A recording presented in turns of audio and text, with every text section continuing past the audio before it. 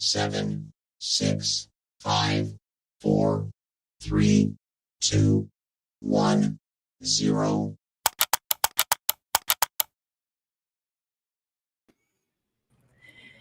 Hey, what's up, fam? Welcome back to another episode of 49 Faithfully. I'm your host, Miriah Lee, and today I'm joined by a very special guest, Ted from TED Talks Ball. Ted, how you doing? Thanks for joining me.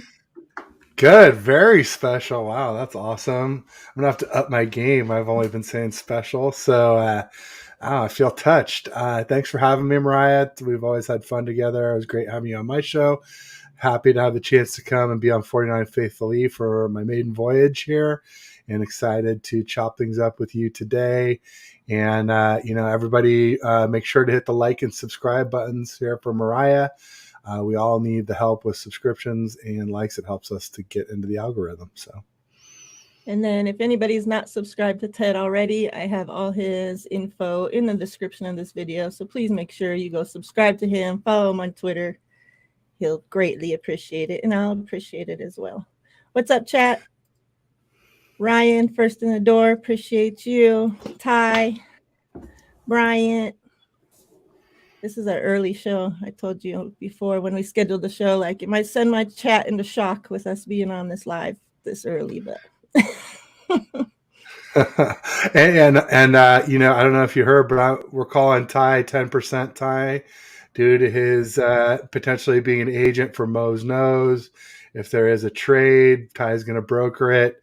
Fair the God and I were talking about it on a show, and then he was saying he wants Ty to represent him as well too. So it's kind of blown up. John Chapman might too. John Chapman said trade CMC for Mo's, Ty, and Fair the God. So we got a pretty strong offer already for those three. So we'll see if anybody can come up with something better. Ty's out there putting in the work, Bryant says, baby doctor today, all is good. Little man is coming on the 15th. That's awesome to hear, Bryant. I'm glad everything's going well. Can't wait for the new boy to be here. Nothing like a new baby, no doubt about that. Tony Montana, what's up? Stevo Supremo, the troublemaker in the building. Sin, hey Sin. Rob D. Let's see who else that looks like. Oh, we got here. All right, hope everybody's doing well. Before we get started into everything, I want to tell everybody a little bit. I'll be back today at 4 with TL. We're pulling him out of retirement for his weekly episode. And then I'll be on with all the guys tonight at 7. We got a busy day today. Lots of 49ers to talk. Hey, well, thanks for squeezing me in. I appreciate it. Yep, you're welcome. Thanks for coming. So I want to kind of get started with the big talks right now. Obviously, there's a couple things going on. The combine, with John Lynch speaking yesterday or the day before. He kind of went over a few things. Obviously, the quarterbacks. He talked a little bit about the quarterbacks. When I talked to you about this before we went live. The first time I heard it, and I actually had listened to it twice, to make sure like I didn't miss anything and to take notes and whatnot. And it seemed like I didn't get like a bad feeling or like that he was talking some sort of way about Trey. I actually thought at first, okay, he sounds positive about him. He says he's out there working. He could, his typical, I can see him out my window out there working, saying that he's dropping back. He doesn't see like any limp, so I'm like, okay, this sounds good, And then he kind of talked, and I took notes on what he said here, which I kind of thought was interesting, but I didn't really take it as like a negative.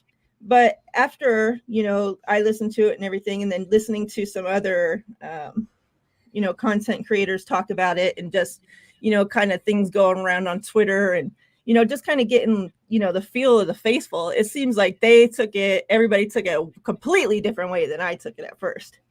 And I guess the thing that everybody is talking about the most was that he had said, I'm trying to pull it up right here. How he says, that's the challenge. He's got to play. We have a team that's ready to win now, and he's got to play. Brock got an opportunity to do that. He grabbed it and did great things. We will see at some point how we get Trey that opportunity, because we very much believe in him as a person and as a quarterback.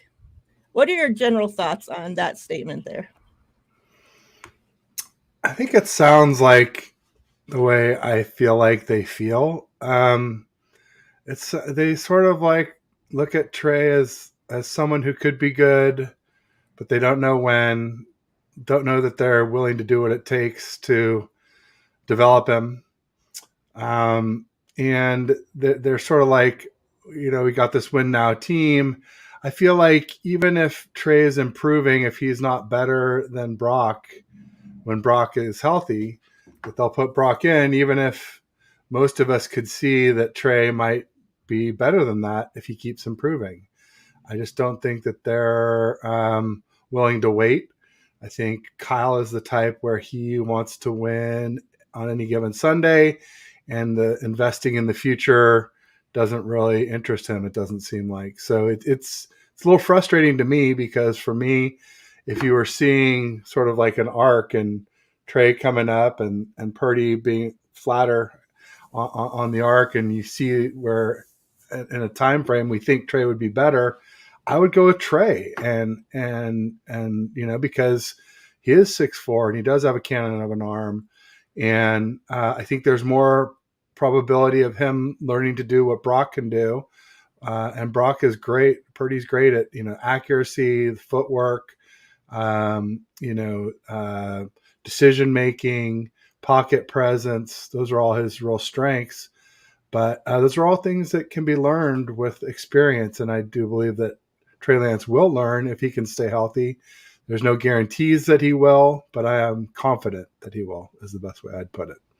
So, and then, obviously Lynch talked about the fact that we probably need to get a pretty good quarterback in there for QB3, because we don't know if Purdy will be back this season at all. We don't know that Purdy will be back ever from that injury 100%. We don't know if it'll be week 1. We don't know if it'll be, this time a year from now, could be before he's really 100% again, or whatever his new 100% will be. And then even Trey Lance, his ankle isn't fully healed. He's not running. He's not sprinting yet. And even once the ankle, I assume will be fully healed at some point soon, there could be sort of mental scarring from the injury, especially with quarterbacks. That's his plant foot, the right foot. So, he needs to plant on that to initiate throws. And if there's defensive ends coming around the outside, that could spook him a little bit to cause him to throw early or short arm it. Like we saw happen with Jimmy G, even though that was his left leg where he did his ACL. We definitely saw the mental scarring last longer than the physical scarring with Jimmy G. So there's definitely concerns with both quarterbacks. I think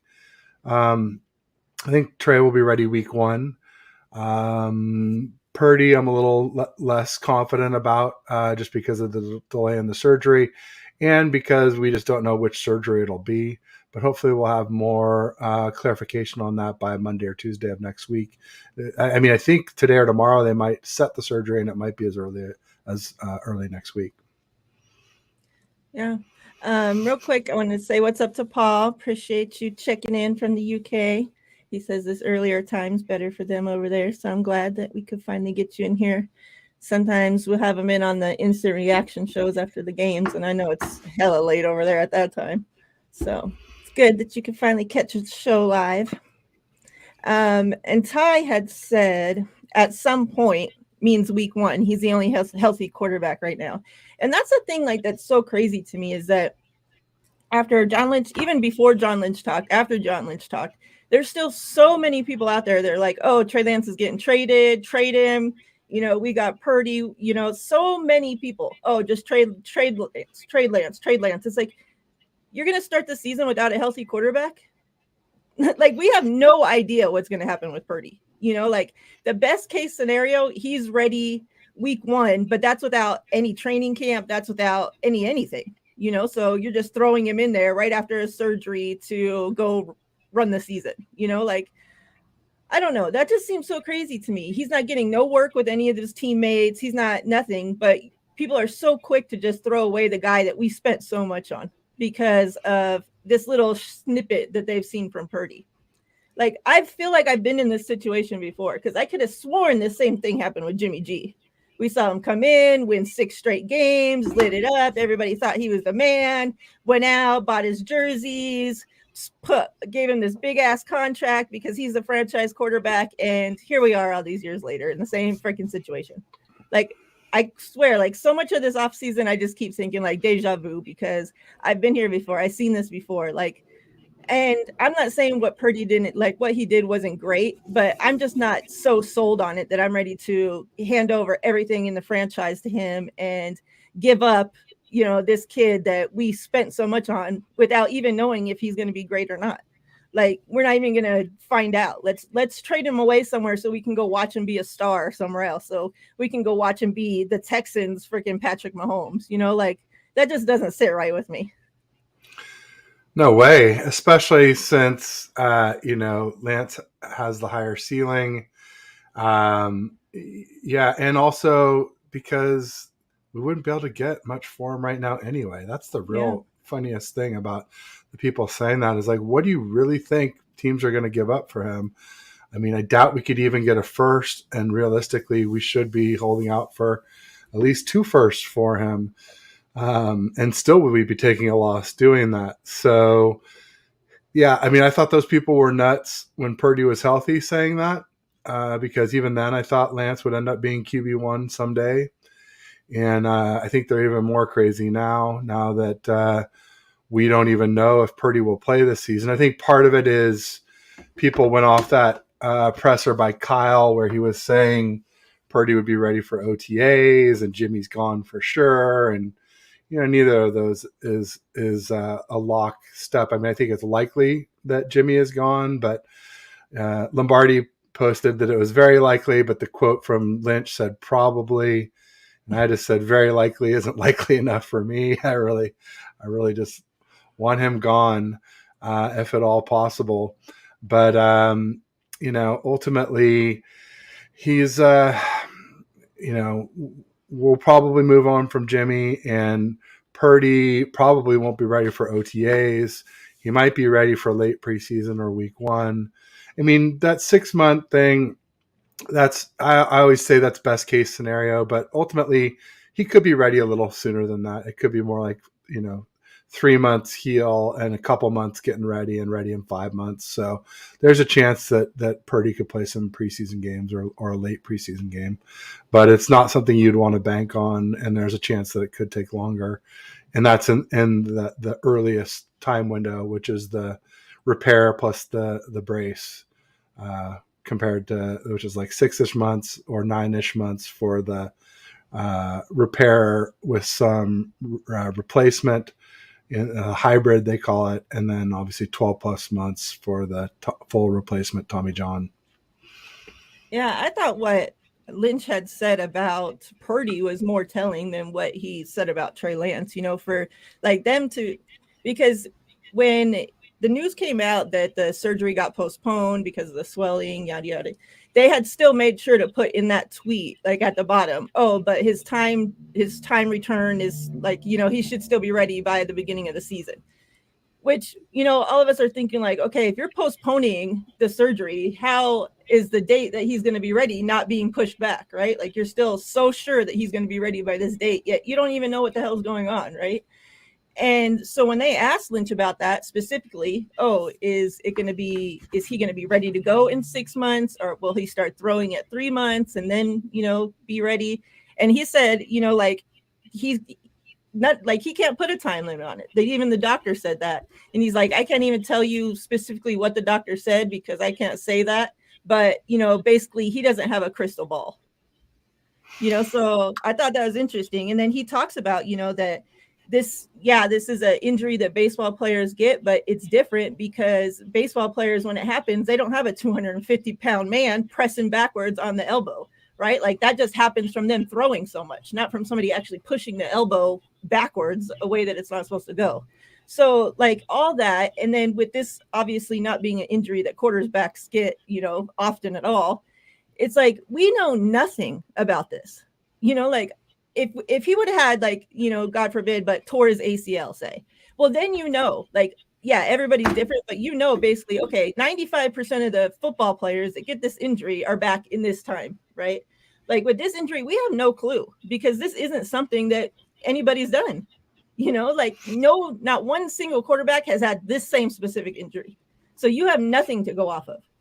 So you could say, oh, yeah, the pitchers are back at this time. Well, he's not a pitcher. So who really gives a shit? Like, I think, so to like start changing up the whole entire football team and, to have even the players for them to come out, oh, well, it's, Purdy's job to lose. It's like, you don't even know that guy is going to be healthy. So why don't you support the guy that's actually healthy? Like I'm Absolutely. all the bullshit at this point. No, and they should know that our front office has gotten these injuries wrong a million times too, as far as people like Jalen Hurd, people like Jet McKinnon,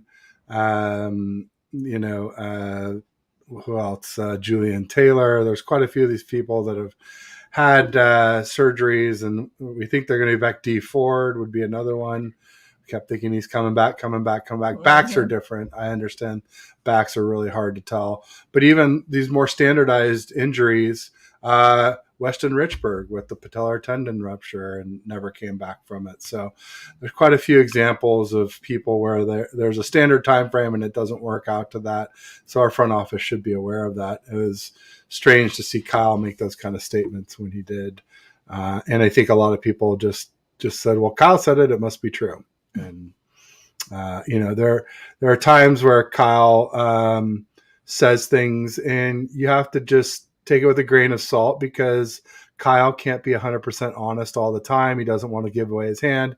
If he is in the market for a veteran quarterback, it's probably good to keep that under wraps so that other teams that are too, don't bid up the price or make deals ahead of time or anything like that. So he likes the fog of war. He likes to wait till the last possible moment to let his intentions be known. And there's some wisdom to that. I can see why he does it. And as a fan, I just have to be able to say, well, yeah, Kyle's going to lie to us sometimes, and it's probably best that he does. Yeah, I had seen this tweet that was going around where somebody, I forget who it was, they were calling out like the front office and the Kyle and John and saying, like with this organization, we never hear anything and it's not right. And it's just like, wouldn't you rather it that way? Like they don't owe you shit as a fan. Like they don't need to tell you anything, right? Like this is their job. This is their business, like wouldn't you like I would much rather it the way it is right now than, back in the day when everything got leaked. Like anything that was possibly about to come up, you heard like in the streets before. And that was even before social media, somehow it would make its way around. So I love the way that they run stuff. Yeah, they're not out there telling us everything, but so what? They don't need to. I mean, if I had to guess, it was Trent Baalke, right? I mean, it seemed like he was Leakus Maximus. That was a whole crazy situation, man. Yeah, no doubt about it. Thank goodness he's gone. Good luck, Jaguars, with that one. No doubt about it. He seems to be doing a lot better over there, though. So hopefully maybe he learned from his ways. Yeah, I guess so. I mean, I guess time will tell, but the team is doing well. I mean, they made the playoffs. They won a playoff game. And I guess that was in the the Chargers game, right? Where the Chargers had the big lead and the Jags came back and had the big comeback win against them. So I don't know if it was a credit the Jags or fade the Chargers for choking, but probably a little bit of both usually in those situations. Real quick, I have seen that Denise joined us. Hey sis, appreciate you. Jess is here. What's up, Jess? I saw somebody sneak in right here. Dion, what's up? Ted and Miriah, go back like babies and pacifiers. I have some merch coming out that's in the works right now with a saying similar to that. Nice. I like it. Obviously, it doesn't have Ted's name on there, but Oh, come on. No, I get it. What's up, everybody? So you had brought up the backup quarterback, and I think this is something that's very interesting and something that, oh my God, like it's one of the things that drives me the most crazy that's going on right now because people are out there talking about this backup quarterback, right? Like, what backup quarterback are we going to get? Oh, how about Heineke? How about this name? Like, why? Like, I just don't understand why people would think that a quarterback that started games this last season, right, he's gonna have a market to be a QB2 somewhere. Why would he pass up that to go be a quarterback 3 somewhere where you have all these high ass taxes, right? You're going to get paid less money than a QB2. And people are like, well, because they know that job might become available sooner with the 49ers.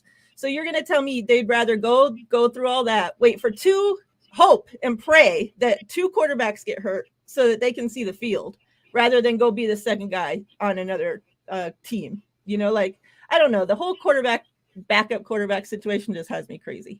What are your thoughts? How do you feel? Like, who do you think, like, your perfect guy that we could actually have? Obviously we're not going to be spending. That's the thing. Like, people are, oh, well, we could pay him $15 million. Like, why would we spend that much on our backup 3rd string quarterback? Like, I don't know. People have all these crazy aspirations and dreams out there, but what's your realistic thoughts on who we could get for that QB3, which could possibly be QB2, right? Depending on the news from Brock Purdy. I think that has a lot to do with it. It does have a lot to do with it because, like you said, if they can get a QB2 job somewhere else, they wouldn't come here for a QB3 job.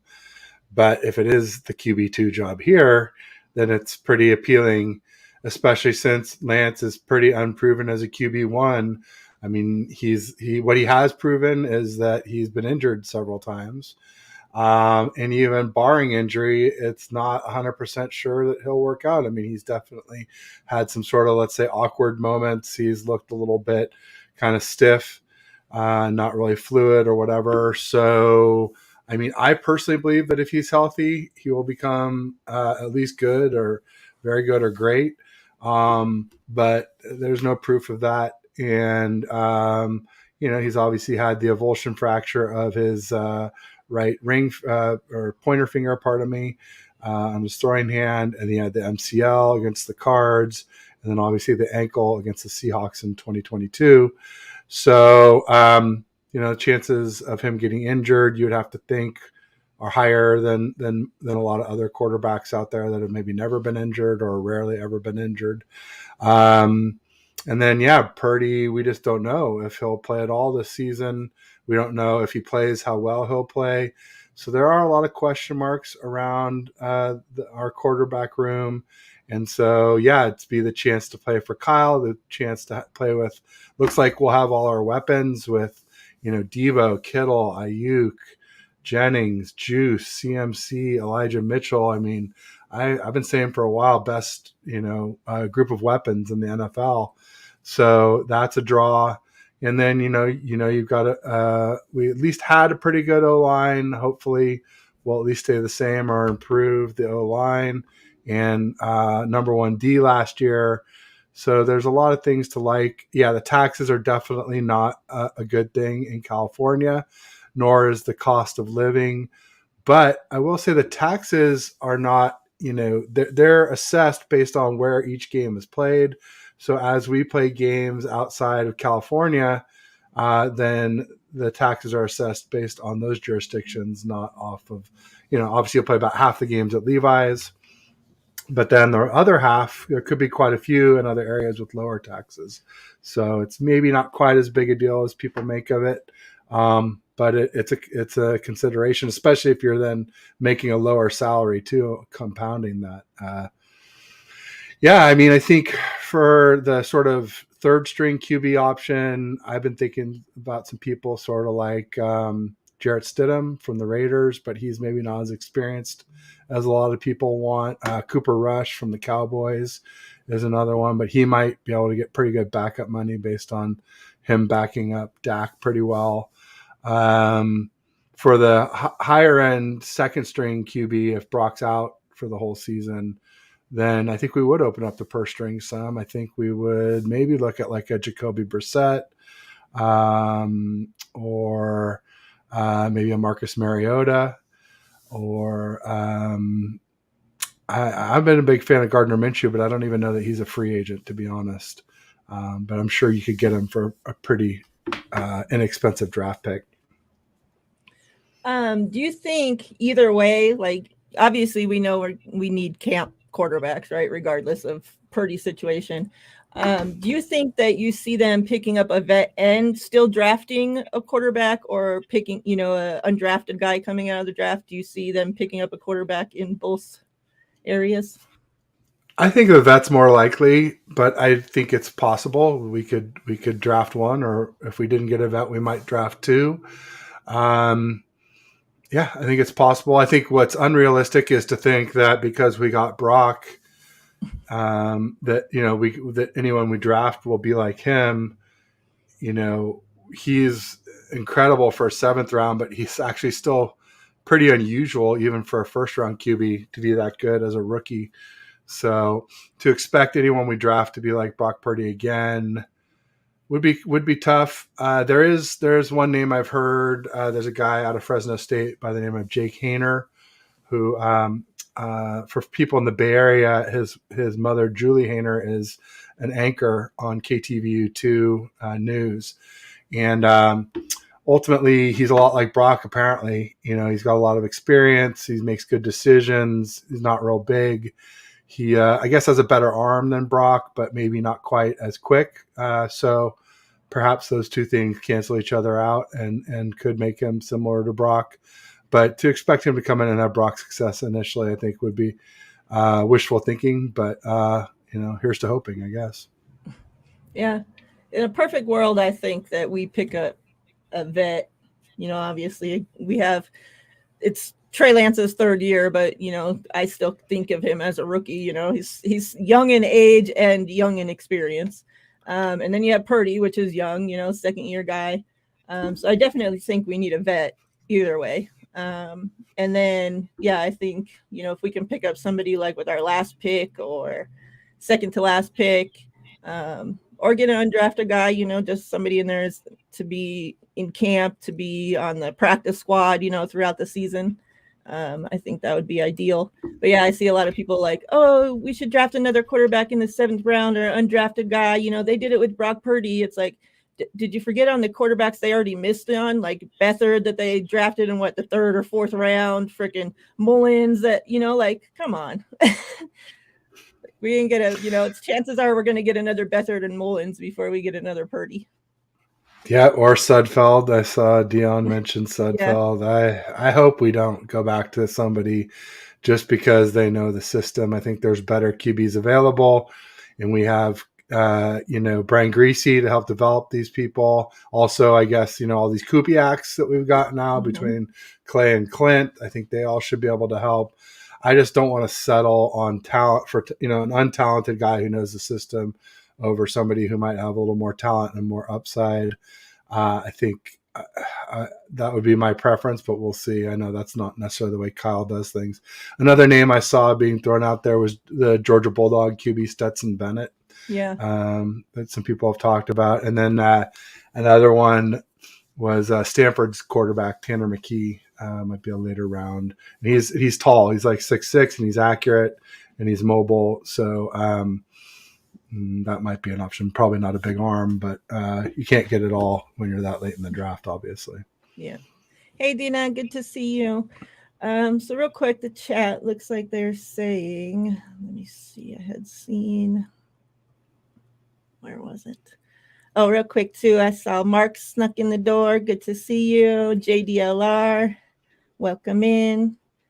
Where was the comment that I had seen? Let me see. The chat is popping today. I know. Thanks, everybody. Like I had it set there, and then all of a sudden it went away. Oh, yeah. Dion says, I want no parts of Mariota. He's not it. Bryant says, trust in Prague. And I think that one thing that we've learned along this process, we may get pissed at the way that, they wait so long to sign our guys, which we'll get into Bosa in a little bit here. But, it seems like they wait so long to sign our high profile guys, and we may get pissed off with that, right? Like, give them their money. Come on. Why you wait so long? But at the end of the day, like, Prague has got this, like, man, he's kept the 49ers in good shape when it comes to, like, you figure we have, at one point, like, it's probably going down a little bit now, but you have to figure there's like 3-4 positions that we had, a top 5 person in that position, making top 5 money in the league and still managing to have such a great football team. Like somehow they make it work. Bebop, what's up? Good to see you. Go ahead. No, I was gonna say, yeah, Prague does a great job. Sounds like there might be a little juggling going on with some possible restructures. There's 3 older guys that I think would probably be smarter to avoid restructuring, which Trent Williams for sure, because he's already locked up till he's 39. Armstead and Kittle are getting to that northern edge of where you'd like to extend people further. And then the 3 that make the most sense are CMC, Kittle, or no, not Kittle. He's up there with Armstead. CMC, Mooney Ward, and Fred Warner are all young enough that you could extend them a few years and reasonably still expect them to play out those contracts. Yeah, rumors had came out like last week that they're, working on restructuring a couple guys. And one of those names were Armstead that was floated out there, which I agree. I think that should be somebody they stay away from. That just doesn't make sense to restructure Armstead to me. Yeah, except for the defensive tackles can play a little bit later. You look at Calais Campbell for the Ravens. I think he's 5 or 6 years older than. I mean, not that everyone. Just because one guy plays late into their career doesn't mean that everyone can. Obviously, You've got Brady, who did that, and you've got like Whitworth for the Rams, who played left tackle till he was 41. But not every tackle does that. Not every QB does that. I mean, heck, even kickers don't even usually last till they're 46. So, yeah. Hey, Tanya, good to see you. Alberto, good to see you. I saw somebody else sneak in. I don't remember if I said what's up to Bebop, but I see you. This is just Steve-O playing games, so don't mind that. Steve-O showing up as somebody else? That never happens. Right? I think I see him in chats more as other people than him himself. I call him Steve-O Supreme Troll now because he trolls me good a few times here and there. It's definitely a lot of fun for sure. So don't stop, Steve-O. We like it. So with the restructuring, obviously they have now placed a tender on Juwan Jennings. We know that they locked up. Oh my God. Tabor Pepper. Yeah, I was down to blink. Tabor Pepper for 3 years, which I love. He seems like the 49. Like I feel like most teams probably don't even know who their long snapper is, and for so long I really had no clue who our long snapper was until Tabor Pepper came along, and like he has just such an online presence. He's so like talks to the faithful. He'll tweet back at people. Like he's just made it actually made a place for long snappers. Like made a name for long snappers, I guess. So I was really happy to see the team sign him and give him some guaranteed money and lock him up for 3 years, because he's like one of those positions where if you don't hear him saying anything bad about him, then they're obviously doing their job, right? And we rarely hear his name called for anything, so that's a good thing. No, we even heard it called in a good way a few times where he hustled down and down punts. You got your gunners on the outsides and center or snapper, long snapper coming up the middle. He got down to the goal line a few times and was able to down some punts. So, yeah, Tabor Pepper's awesome. Great follow. If you guys don't follow him on Twitter, make sure you do. He's a lot of fun and funny. Yeah, he does. I don't know. I'm into Pokemon too. So he does. He has a YouTube channel that he opens Pokemon cards, so I tune in that sometimes, and he talks to the chat and everything, while he's doing it, so it's pretty cool. What's up, Beto? Nice. Good to see you. He says, who's watched the XFL? I'm just curious. I have caught a few games. It's I don't know, it's kind of different, some of the rules and shit are different, so I'll be yelling that should be blah blah blah, but no, it's a different rule, so it's the same reason why I don't watch college football too often, because the rules are so different and I don't know all the rules for that. So I don't know. But I mean, it's cool. I'm all for, additional kids, additional men, additional people getting another opportunity. So You know, that gives them a paycheck, and it gives them shine to hopefully, you know, some of them that are doing well to get their name back into the NFL or into the NFL to begin with. So I'm all for that. Me too. Yeah, it's a great place for people to go that don't want to go to college necessarily, or if they can't get a scholarship, they don't want to go into debt going to college. Why not go get paid in what could be a NFL farm system?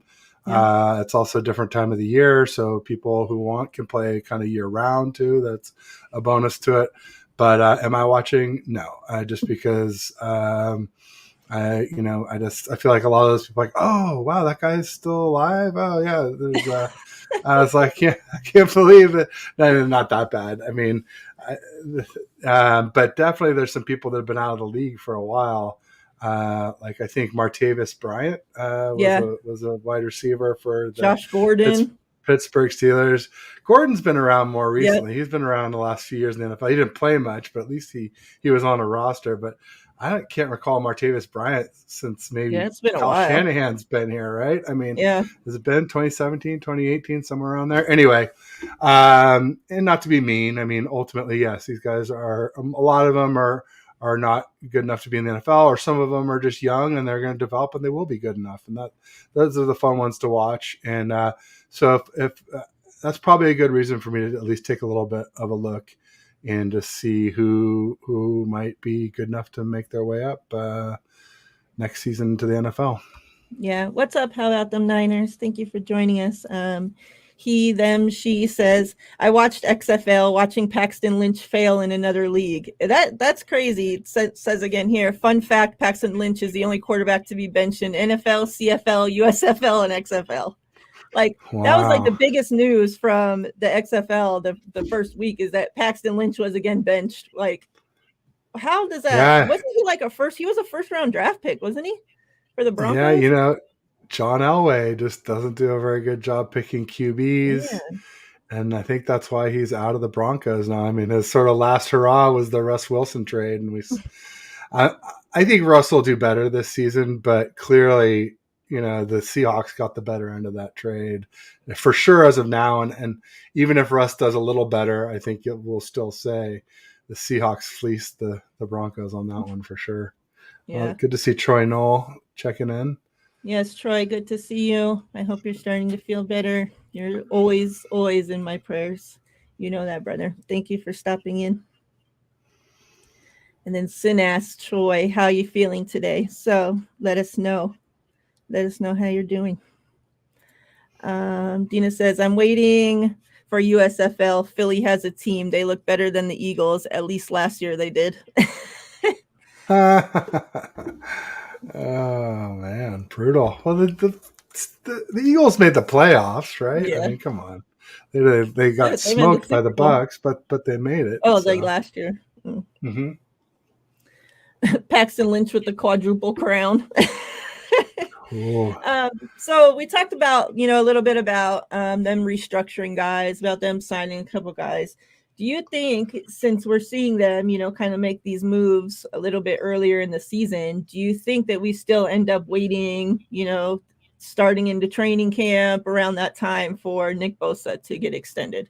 Because I think, it goes without saying, like, it probably would blow my mind more than anything that's ever happened with this team if we saw him traded or not extended or something to that extent. Like, I think probably 99% sure in my mind that Nick Bosa will get extended.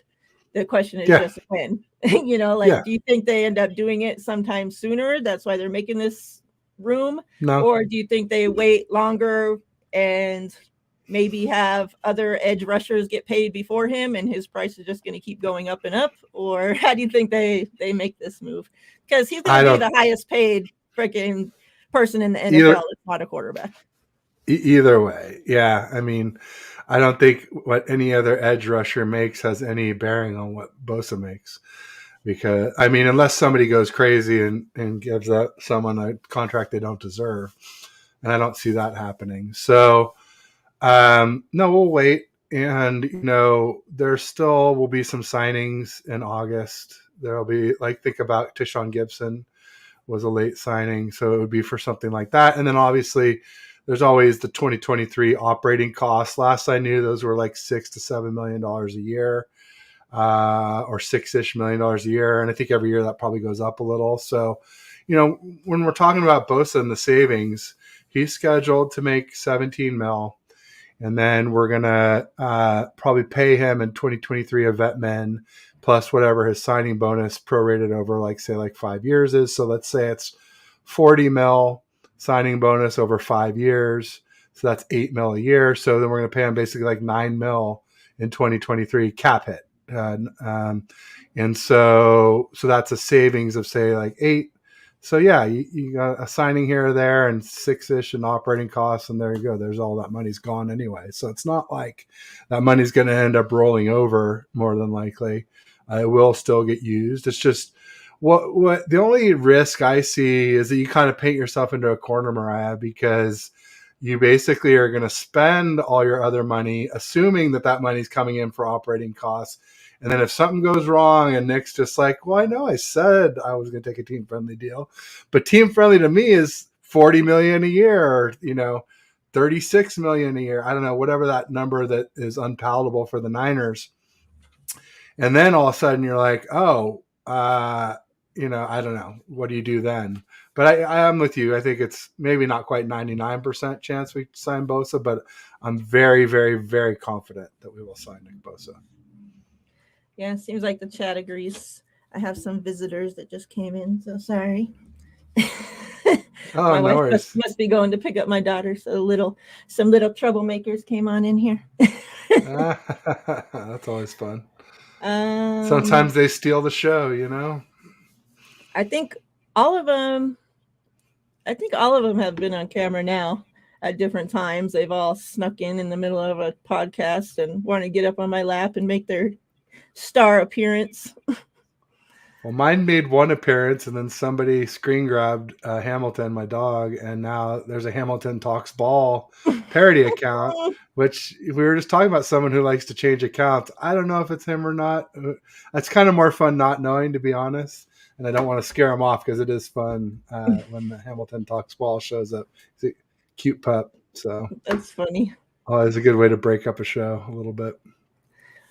Troy let us know that he's allowed to be unhooked from 20 straight hours of IVs, so he's out getting fresh air. That's good to hear. How much longer until are you doing again, just like where you go in every so often for like a week or whatnot? How long are you in this time, Troy? Do you know? We got puppies. I mean, they're not puppies, and they're my puppies, but they're not really puppies anymore. I think the youngest is he's 4 now. We think like he's a rescue. The baby, they're around the same age, but the boy's a rescue, so we just make him a year older. We don't really know how old he is. We just guessed. 16 days. Yeah, Steve, we're going to talk about that right now, the report card. So they came out with a new thing this season with team report cards. I was reading a little bit about how they came about that and, what the whole process is. And pretty much they're saying that, up until this point, that the NFLPA obviously is supposed to be there to help the NFL players with anything they need. So on the field, off the field, and they always have the players coming to them talking about, these certain conditions with the teams, but a lot of players don't know how it is from organization to organization to organization, because maybe they've spent, their whole life at one organization. So they don't know if, this should be better or it should be worse, because that's all they're used to, right?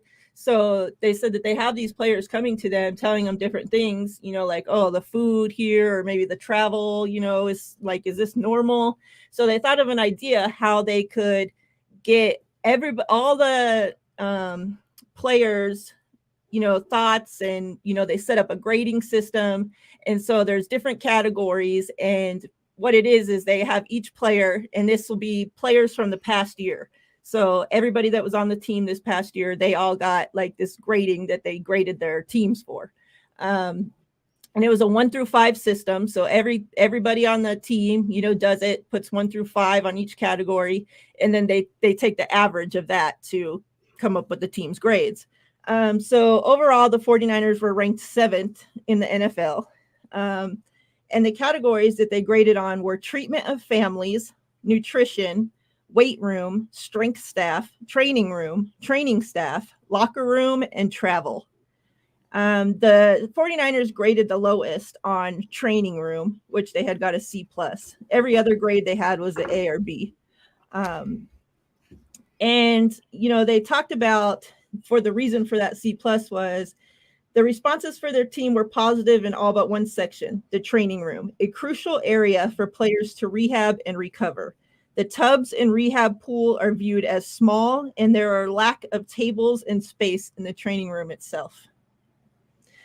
So, obviously, we know that the 49ers have had their fair share of injuries and that their players probably spend a lot of time in that training room. So, what are your thoughts on that? It makes perfect sense. I mean, man, we've been coming up with all kinds of theories as to why there are so many injuries. I mean, it correlates a little bit with one of mine, which was so many travel miles means less time in the ice bath when you're on a plane all the time, and less time rehabbing. But now we're finding out that not only do they have less time, but the time they have is less effective because the room is too small or not designed properly. That's pretty damning evidence, smoking gun, if you will. Sounds like Uncle Jed needs to pony up and get that fixed. I mean, yeah, no excuse for that. They were saying that they, obviously the teams now will get all these report cards, and, the NFLPA was pretty much saying, like, now it's up to you. Like, we're going to continue to do this each year now. So the grades they get next year now have something to be compared back to, right? So they'll then regrade regrade the 49ers this next season and compare it back to these sets. So we'll be able to see if the training room, improved from that C+. Did anything get worse? So pretty much it's taking what the players feel are their needs from each team and giving the team the evidence. And it's like, okay, well, now you have this in your hands. Are you going to do something to better it? Or you're just going to keep doing shit how you've always done it? And one thing that I keep seeing past players always talk about the 49ers is that this is a first-class organization, that they do things right. They give them everything that they need. Like, we see how they do when they take them, like when they have road games, that's coming out of Jed's pocket, the 49ers pocket, to pay for all the people to travel. When they stay a week somewhere in between their road games, like that all comes, Jed doesn't other teams aren't paying for that. That's Jed coming out and paying for that. Right. Like, so that's, the 49ers going above and beyond in that specific thing, which I would throw out one, Miriah, too, that was going to the Air Force Academy this year before the game in Mexico City, because a lot of people don't realize Mexico City is like 7349 feet, which is full 2,000 feet higher than Mile High, where people already have issues with the altitude. So the Niners went to Air Force Academy at 6,800 feet and practiced for a week to get used to the altitude. And it really showed in that game. And like you said, that's money that came out of Jed's pocket that he didn't have to spend. Even the Cardinals, they just practice at Scottsdale. Sometimes they'll go to Flagstaff to practice where it's 6,000 feet, and they didn't even do that. And so, it really paid off for us in that second half when the Cards just fell apart in that game. So, yeah. And we see that the 49ers, they were graded for travel an A-. So, I mean, you can't really, obviously, yeah, you can actually get better than that. But I mean, that's pretty good. Especially I was comparing like all the teams, you can see all their grades, and man, there's a big drop off when it shows us at 7, like you get down there, like 10th, 11th, 12th, like those teams are getting Fs on shit, like I couldn't imagine pulling up this report card and it being an F somewhere for the 49ers. Like, real quick, for those that don't know, treatment of families, they got a B+, which is I was kind of shocked by that, actually. Like, I was expecting an A, but like, what does that all entail? Treatments of families. Are they not, like, how would you get downgraded on that? I'm wondering, like, what did they do to these specific families to or not do, like I don't know what things, come into there, but nutrition, they got an A-, weight room A-, strength staff A, obviously training room C+, training staff A-, locker room B+, travel A-.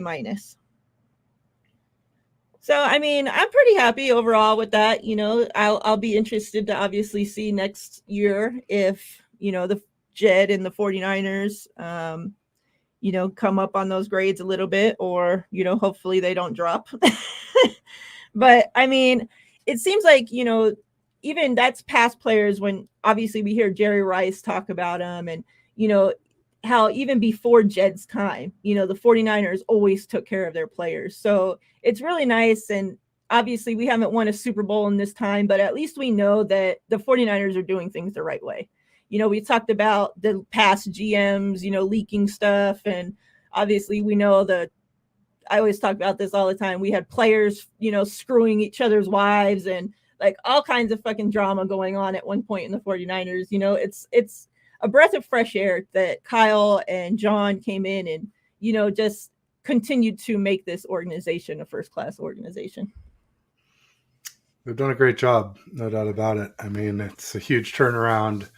It really started in 2008 when Jed took over, and bringing in Harbaugh was huge. It's just too bad that he chose the wrong side by siding with Balky. But other than that, I feel like Jed's done a pretty good job. I mean, even with the misses with Chip Kelly and Jim Tom Sula, he replaced them when they had multiple years left on their contracts. And again, that's money out of his pocket to try and pursue winning. So I do appreciate him for that.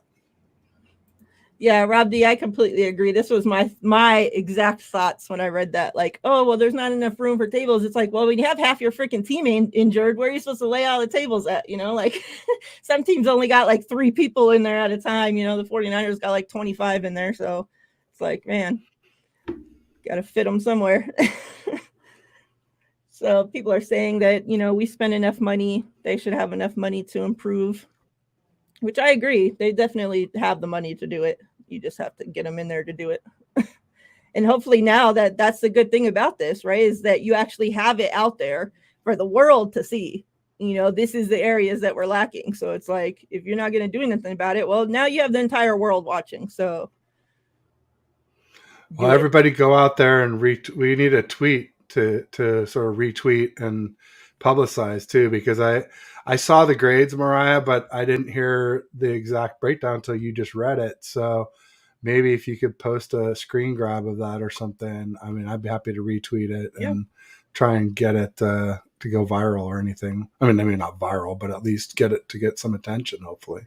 So it looks like a couple of them are saying that the treatment of families was because there's no daycare child watch services. Women complaining no place to feed the baby in some places. So yeah, I did see that, way before this ever came out, I did see that some teams offer, childcare and, whatnot for their families. I never knew if we did or if we didn't. So, I mean, that's interesting. I could see. At least we know what they're grading, like what that grade comes from. But yeah, looks like, yeah, I believe in the Niners locker room, morals matter. The locker room got a B+, which I was kind of shocked on that one too. I was expecting an A, but I guess you can't have an A everywhere. We're not in the locker room, so I guess them grading the locker room people telling us it's a B, I guess we should be believing them. But now we don't know, is that because the locker room is small, the locker room, we don't know what each breakdown entails, that's the only thing. It's because they let Grant in. Yeah, they let the reporters up in their business to ask them annoying questions. Like, what, the locker room's too far from, what, we don't know what it exactly is, so. Yeah, I remember that when they were flying the plane over with the banner to fire Jed. Fire the owner. Yeah, we went through some crazy times. Like, I've never seen maybe it has happened, but I've never seen another team do something like that before. That was funny. Yeah, we definitely are overdue. So Take 6. take 6. Some other things that are going out there was Nick Bosa. He did his first ever podcast, which is amazing that was his first podcast in the days of podcasting. That Nick Bosa finally got his first podcast interview, and it was nice. Like Bosa's somebody, when we do hear from him, like he does his press conference for like 3 minutes. He's never done like a presser longer than 5 minutes. Like you can guarantee that shit's only going to be a few minutes long. And, his little short answers. But it was nice to see him like actually do an interview with somebody that you can tell he loves and respects in Richard Sherman, And we kind of got this more authentic Nick Bosa that actually talked and joked around and stuff that we're not used to seeing. So it was a pretty cool interview. In there, he did talk about how, this defense is stacked now on all 3 levels. He was talking about that obviously the linebackers with Fred and Greenlaw took a huge step. And then he brought up Mooney Ward in the back end and said, and as he's talking about it, he says, and we'll have E-Man back. Do you think that was just a slip of he's just used to having E-Man back there? Or do you think that this means E-Man is coming back? I mean, I think E-Man could come back for sure. I think there was a tweet recently. I forget if it was Spotrac or PFF. It was a relatively reputable source said that his value was 16 mil a year, and I said absolutely not. Hard pass. I said I don't even know if I'd pay that without the ACL, let alone we haven't seen him play a game since the ACL. So if we could do something more like 2 years for 16 mil. I could see something more like that. And John Chapman was saying 5 to 7 mil per year, so maybe a tick less than 8. But yeah, I could definitely see Emmanuel Moseley coming back. I mean, we did something similar for Jason Verrett. I think we'll be willing to pay him probably more than any other team will because we know he's a fit for our scheme, whereas other teams might have their doubts. And we're also going to know the most about his rehab more than other teams about how that's going. So yeah, I could see that. I mean, I loved the interview with Bosa. I just wish he had said more of like, oh yeah, I'm willing to take a team friendly deal because Sherm kind of brought it up a little and he said, oh, I won't bug you. But I'm like, no, bug him because there's all these reports like, oh, he's willing to take a team friendly deal. But what's team friendly to Team Bosa compared to what's team friendly to Team Parag and John Lynch and Adam Peters and all. I don't know. But ultimately, it was a great interview. It was fun to see Bosa lighten up and also talk about him and Joey maybe playing together was fun to watch, and how he was talking about how Joey, Sherm was saying, Joey, tell him to not worry about the finances. He's like, oh, don't worry. Joey doesn't have to worry about the finances. So, no, it was fun and great interview. And, it's great to see. Oh, the other part I really liked was when Sherm was saying, something about like, so tell me about how you're different than, like as a rookie. And as a rookie, you were just very stoic and you just kind of left it on the field and didn't say much. And he said, well, am I really different? And he said, yeah, you're giving like speeches before the games now and stuff. That's a big difference. And he said, oh, I guess, now that I got the C on my chest, I got to do things a little differently and da-da-da-da. And I like to see that too, because it was, I was happy we made Bosa captain. I thought he deserved it, but like I had a little concern, like, can he be vocal? Can he be rah-rah and really do that part of the job? Because that is part of the job, keep the troops pumped up. And so I'm just super happy to see that he's doing that he's progressing, not just his game, but his sort of leadership is growing along with his on the field prowess.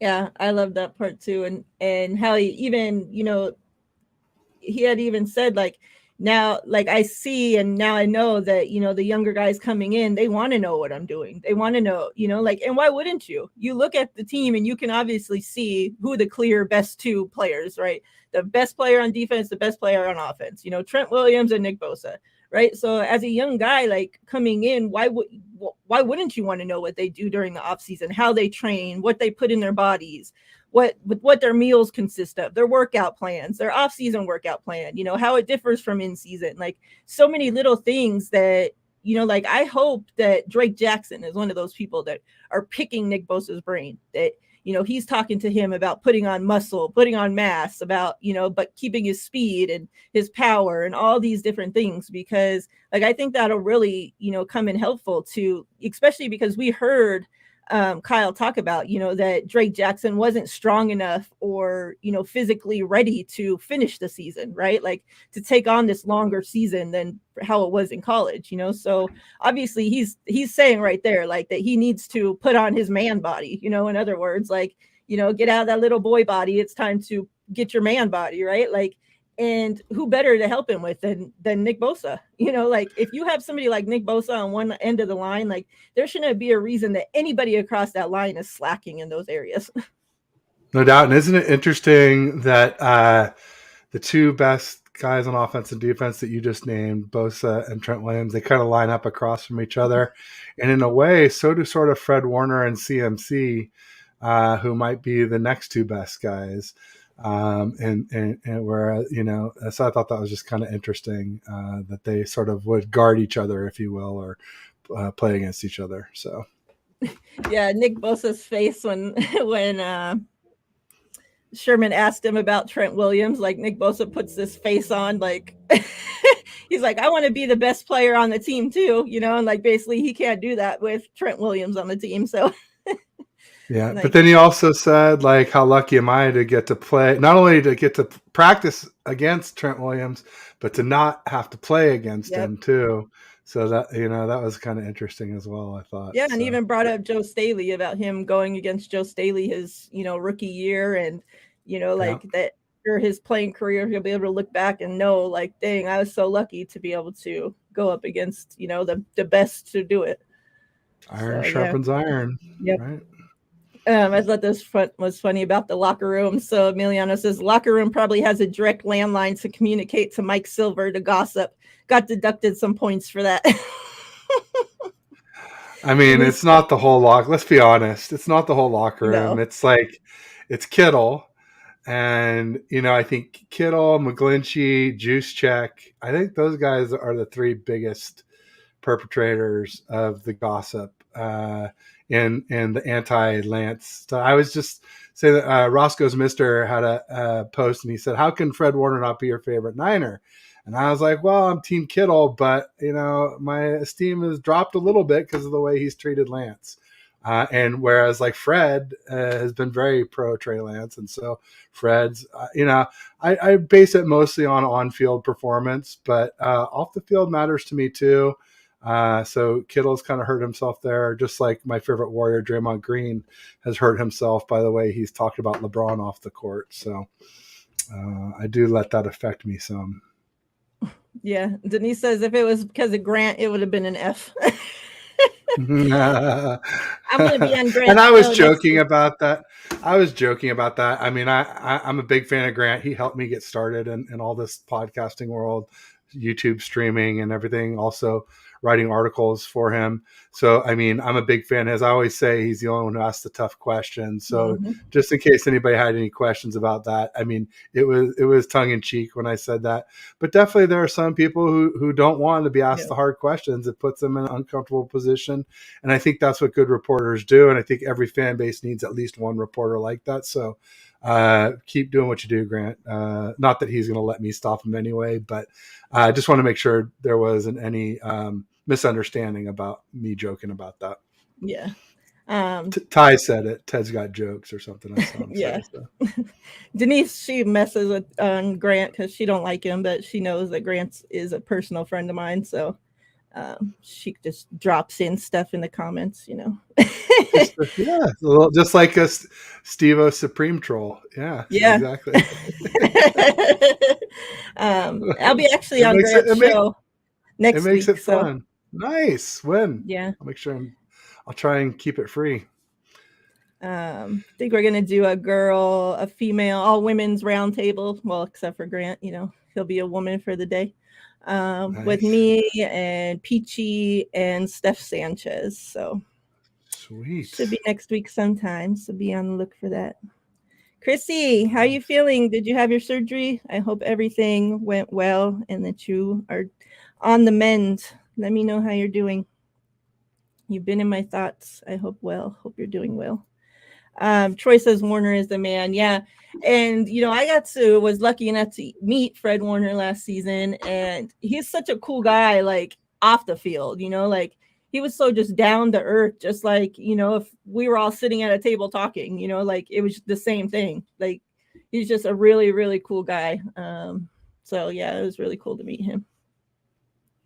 And I agree about Kittle. Like I have a Kittle jersey. Like he definitely was one of my favorite players for a long time.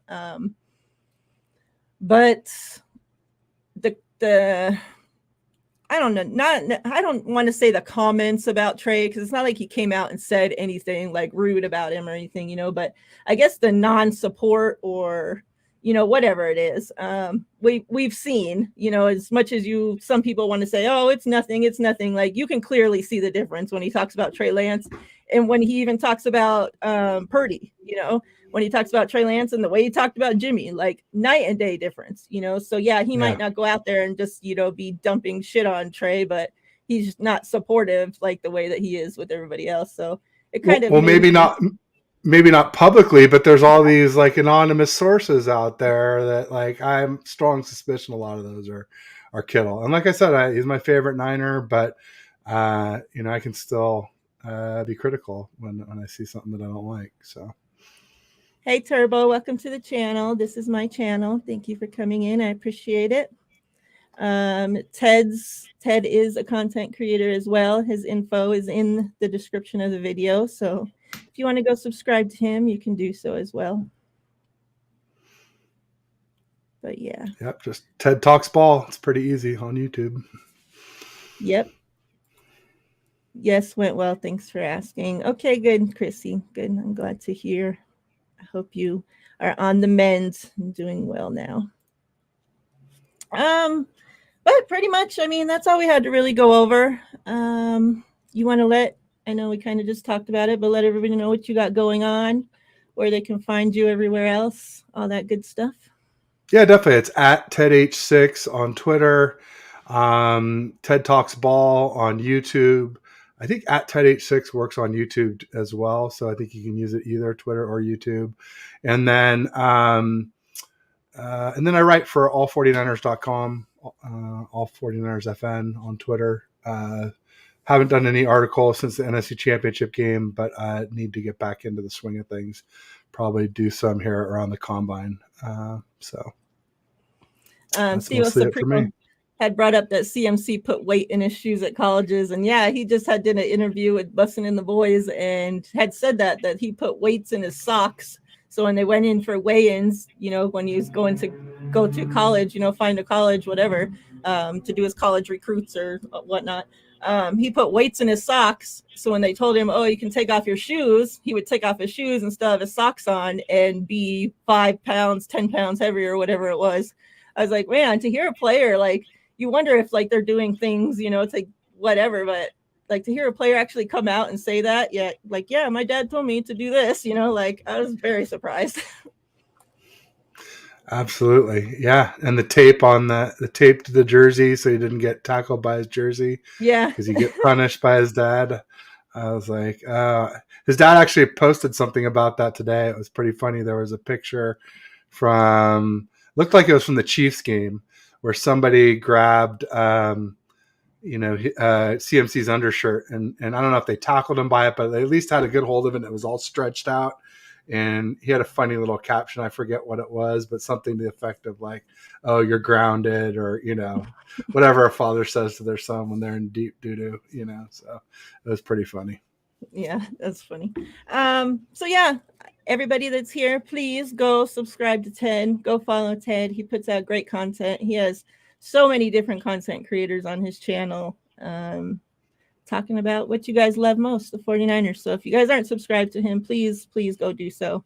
Ted, it was a pleasure talking 49ers with you again. I appreciate you coming on. We definitely will do it again soon. And I will be back at 4 o'clock. Same place, same channel. Me and TL will be back. So we'll talk to you soon, faithful. Peace and go Niners. Thanks, Miriah. Appreciate the opportunity. Thanks, Ted.